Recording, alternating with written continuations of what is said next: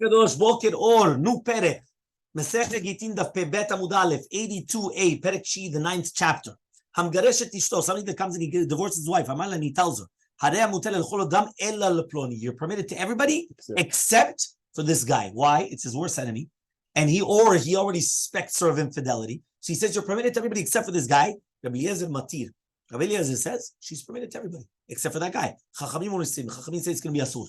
Keitzad Yaaseh. How does he do exactly? Right? What does that mean? How is the husband going to do according to Chachamim in order to divorce with his get? He has to take it back, give it back to her. And he has to tell her, you're permitted to everybody. That's what he has to say. And by the way, we're machminim nowadays that it has to be even on the same line. The words vare'at muteret lechol adam has to be on the same line. Ketavo betocho, even if he wrote it, ella leploni, inside the get, even though he erased it, it's still going to be pasul. Says the Gemara, we're going to have a question. Hi, Ella. What does this word Ella mean? You're allowed to get married to everybody? Ella. What is Ella? Chutzu? Does it mean except for? Or alminatu, or is on condition? Meaning we translate it as except for.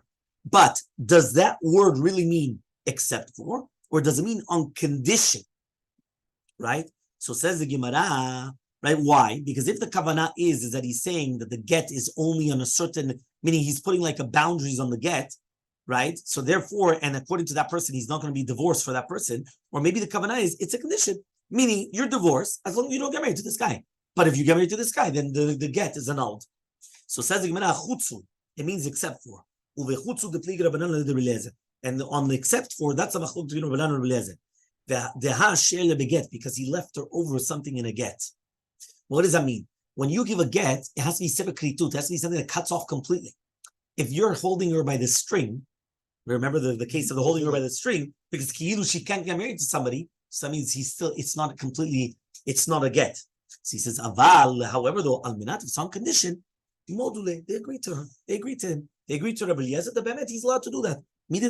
Just like any time. If he comes and he says, I'm going to divorce you on condition you give me 200 zuz, then we say it was a good get? We said, yeah, but just when she gives us the 200 zuz. Question is, when is she divorced? Immediately, or when she gets the 200 zuz? But the condition does work. So if you're going to tell me that the word ella means a condition, so they agree, everybody agrees. But if you tell me the word ella means except for, so that means the get is not a get for this person, that means it's not a good get. Says the Gemara, or maybe almenatu, maybe bemet, when it says ella, it means on condition. Ube'almenat, and the machlok between Rabbi Eliezer and Rabbanan is on almenat. Aval bechutz, but if it's going to be in the word chutz, everybody's modeh dehal share they get. Everybody, even Rabbi Eliezer is going to agree. So basically, we have two sides of the coin, right? Is it on almenat? And by the way, you should know that even until today, we'll never divorce with a condition. Even though there are shittot, the conditions are good, we don't do it. Why? Because it becomes too complicated. What happens now? She didn't fulfill the condition. She did it later on. That too complicated. No conditions. Black and white. You're giving a get, it's a get. There's no monkey business. You understand? But here in the Gemara, where you see that is chutz. So basically, is Rabbi Eliezer agreeing to Chachamim, or Chachamim are going to agree to Rabbi Eliezer? What is the terminology ella? Is it chutz, except for, which means that the get is not going to be good, or is it a condition? So says the Gemara, Ravina comes and says,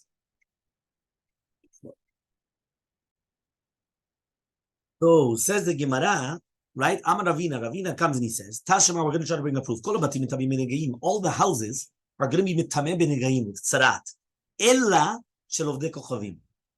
What does the word ella here mean? Shelovdei kochavim. If you're going to tell me, if you're going to tell me it means except, shapir, makes sense.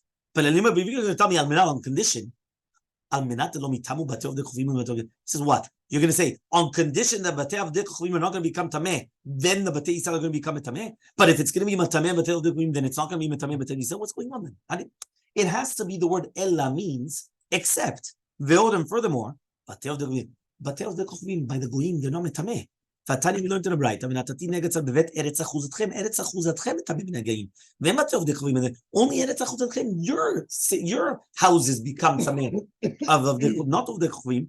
Ela shema mina chutzu shema mina. So you see from here that really bemet it's chutz, it's accept. Fine. Next, matnit in diloki aitana. So our Mishnah doesn't like this tana. The Tanya, as we learned in the bright, Amar Rabbi Yosef Rabbi Yehuda says Rabbi Yosef Rabbi Yehuda. Lo nechleku Rabbi Eliezer v'chachamim nogeshet isho v'amar la where the Rabbi Eliezer and the Chachamim did not have a machloket on somebody that divorces his wife and he tells her that she's not divorced. So what's machloket then? Only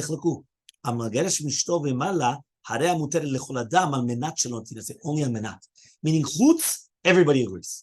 If you say you're permitted to everybody except for Mr. So-and-so, you're not divorced, according to everybody. What's a machloket? You're permitted to everybody on condition you don't get married to so-and-so. That's the question. So says the Gemara, Pe Bet Amubet, 82b, Rabbi Eliezer matir, Rabbi Eliezer is matir, lechol adam chutz moto haish. Rabbi Eliezer says she's permitted to everybody except for the man. Chachamim osrim, Chachamim say it's going to be asur. My time of Rabbi Eliezer, what's the reasoning of Rabbi Eliezer? It's like a regular tonight. But Rabbanam, the rabbis hold, kol tonight dalma should be get. Any tonight does not leave anything over in the get. Hacha, she'll be get. Meaning like this. If a person comes and he tells his wife, you're divorced on condition you give me 200 zuz. The 200 zuz has nothing to do with the get. It's a condition. You want the get, take the get, but you have to pay me. Or you want to but serve my father, or do this. Fine, but it has nothing to do with the get. Here, the get is that you're cut off from me and you're permitted to every man. When you come and you say on condition you don't get married to another certain man, you're making a condition in the get. So that's why the Chachamim say there's no help. But our Mishnah that says chutz, my time of the Rabbi Eliezer, what's the reason of Rabbi Eliezer then? Because if you tell me that Ella means chutz, so what's the reasoning of Rabbi Eliezer? He says it's going to be okay. The Pasuk says, she came out of his house and she went to another person.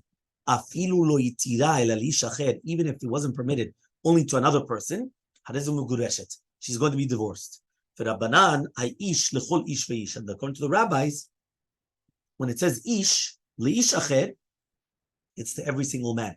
Meaning like this. The reasoning of Rabbi Eliezer is because since it said it's mashma that she wasn't permitted to the husband, but only to another man, meaning only even to one man, and it's still going to be okay. But because it says ish, so it's mashma only one man. Says the rabbis, no, that's not how you read it. It's lechol ish v'ish, because she can't get married to more than one man. So it's every single man is permitted to her, but she could only get married to one man. That's why it says ish. Rabbi Yochanan comes and says, the pasuk says, "Isha gerusha mi-isha lo yikachu." There it's talking about the Yisur Kohanim, that a Kohen cannot take a grusha. So when it says Nisha, we learn even if she was only divorced from her husband, meaning even if she's going to be prohibited to everybody else, but she was only divorced from her husband, and she's prohibited to the kuna. Alma, you see from here, Abigita, it's going to be a get, even though it's chutz me another million people, and it's no, she's already prohibited.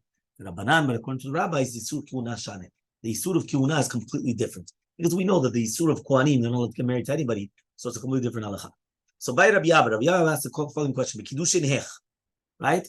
So he says, what about the halacha of Kiddushin? What happens if a person comes and he says, Harei mekudesh li, to everybody except for so and so? Meaning you're married to me, except for this man. So what? That means what? She could go with that man? So Tibai Rabbi Eliezer, Tibai Rabbi Rabbanan. The same question is by Rabbi Eliezer or Rabbanan, what's halacha? Is she mekudeshet or no?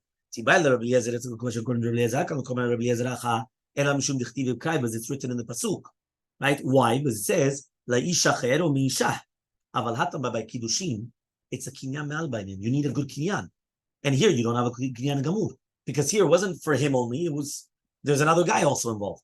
Or Dimar maybe v'yatzia v'ayita, we make a kesh, juxtaposition, proximity between Gittin and Kiddushin, and therefore if it works for one, it works for the other one. We're also going to say that as a question according to the rabbis. When do the rabbis only say this? A book that's cutting off completely, and you don't have it because she's not cut off. She's not allowed to get married to somebody. But hatama, to do with kiddushin, it's just stama kinyan. So therefore, you could make a kinyan even if it's not 100% a kinyan. Well, dilma, or maybe the opposite way around. Maybe since it's written there's a kesh between kiddushin and gittin, so therefore it has to be 100% a good kritut. Just like kritut has to be by gittin, so too by the kiddushin it has to be 100% for him. So after he asked the question, he answered it. Whether it's according to Rabbi Eliezer, whether according to Rabbanan, you always need kiddushin and gittin is the same halacha. Same halacha. Kiddushin, so it has to be 100%, right? A good kiddushin, just like a good gittin. Amar Abai comes and he says, Rabbi Abba, even if you're going to tell me that the words of Rabbi Abba is going to be good, that kiddushin that you left over by him, it's still going to be good. One of them, Reuven comes and he gets married except for his brother Shimon. And then Shimon comes and he gets married except for his brother Reuven. And then they both die. Shikadu yibum to Levi. Why? I'm not going to call her a wife of two dead people. Right? My time, what's the reasoning? Because the Kiddushin of Reuven helped. The Kiddushin of Shimon does not help. The second that she went with Reuven, and Reuven came and he told her, "You're married to me except for my brother." She's married. The second, except for Shimon. Shimon comes and he says, "You're married to everybody except for my brother Reuven." It doesn't help.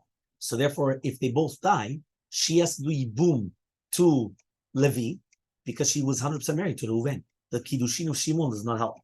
So then how do you find a case of a woman that she's married to two men?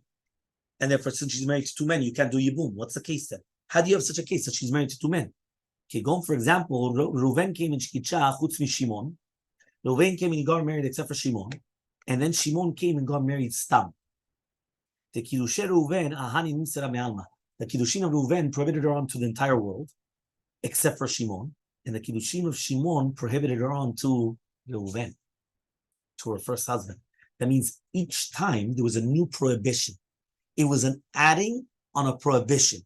So therefore, since it was an adding on a prohibition, she's considered married to two different men. The only case The only case. Okay? Baya comes and he has another doubt. Amarla, what happens if he tells her, what happens if he tells you you're permitted to everybody except for Reuven and Shimon? Then he tells her, Reuven and Shimon, no, you're muteret for Reuven and Shimon. What's going on? Yeah, one more time. He comes and he tells her you're permitted for everybody except for Reuven and Shimon. And then he tells her you're muteret for Reuven and Shimon. What's the halacha? Do we say that whatever he prohibited, he just permitted? Or Dilma, or maybe we're going to say whatever he prohibited, he permitted. Whatever he permitted, he prohibited. That's the question. Meaning, do we say that he permitted everybody except for them too, but then he mentioned them too? So do we say now he only permitted them too and he permitted the rest of the world? Or do we say he permitted everything, right? And whatever, you understand, meaning that he flipped. If you're going to tell me now, my dasar shara pegimel from the top, my dasar shara leruven mahu. What if you're going to tell me now that whoever he prohibited, she permitted?